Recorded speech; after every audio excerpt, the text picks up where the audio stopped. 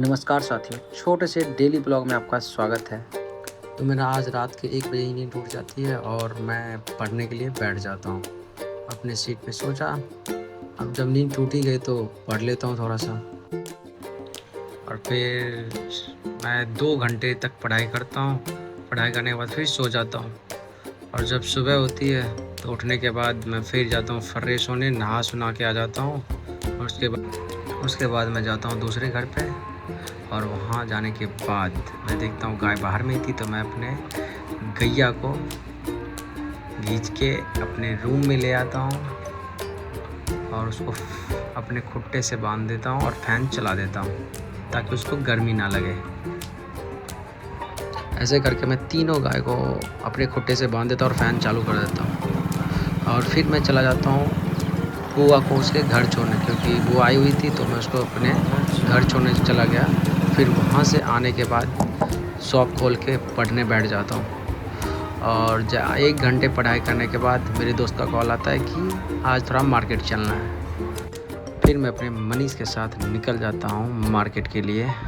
मनीष को कुछ काम था तो उसने बोला कि चलो मार्केट, और मैं भी निकल गया मार्केट मनीष के साथ। जैसे ही थोड़ी दूर निकला देखा रास्ते में तो बहुत ज़्यादा जाम लगा हुआ था।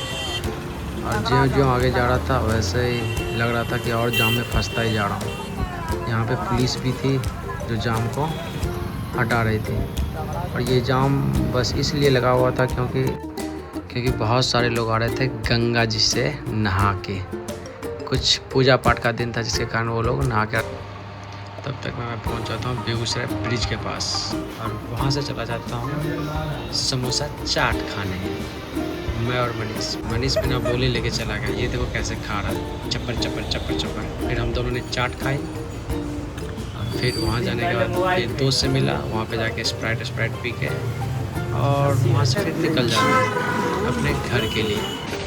रास्ते में आते टाइम क्या आंधी तूफान आया भाई, बहुत ज़्यादा लिटरली आंधी तूफान था, बहुत ही। देखो कितना आंधी तूफान है, धूल कण कैसे कैसे करके पूरा शरीर गंदे से भर दिया था।